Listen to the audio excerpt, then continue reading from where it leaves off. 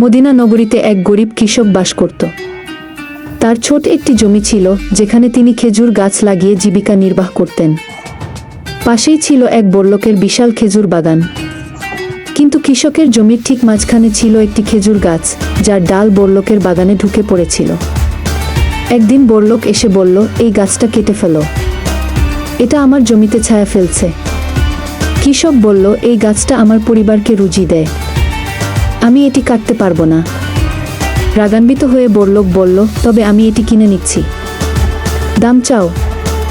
কৃষক শান্তভাবে উত্তর দিল, এই গাছটা আমার সন্তানের মতো, আমি একে বিক্রি করতে পারবো না। বড়লোক ক্রুদ্ধ হয়ে আদালতে গেল।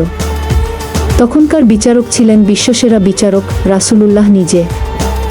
বড়লোক অভিযোগ করল, হে আল্লাহর রাসূল, এই গাছ আমার জমিতে ঝুঁকে আছে, আমি চাই এটি কেটে ফেলা হোক। রাসূলুল্লাহ কৃষককে ডাকলেন, সব শুনে বললেন, তুমি যদি এই গাছটি বড়লোককে দাও, আমি জান্নাতে তোমার জন্য একটি খেজুর গাছের প্রতিশ্রুতি দিচ্ছি। দুনিয়ার ক্ষণস্থায়ী জিনিসের চেয়ে আখিরাতের চিরস্থায়ী পুরস্কার অনেক বড়। একজন মুমিনের উচিত সবসময় আল্লাহ ও রাসূল এর সন্তুষ্টিকে অগ্রাধিকার দেওয়া। কৃষক মুহূর্ত ভাবলেন না, বললেন, ইয়া রাসূলুল্লাহ, আমি আমার গাছটি দিয়ে দিলাম।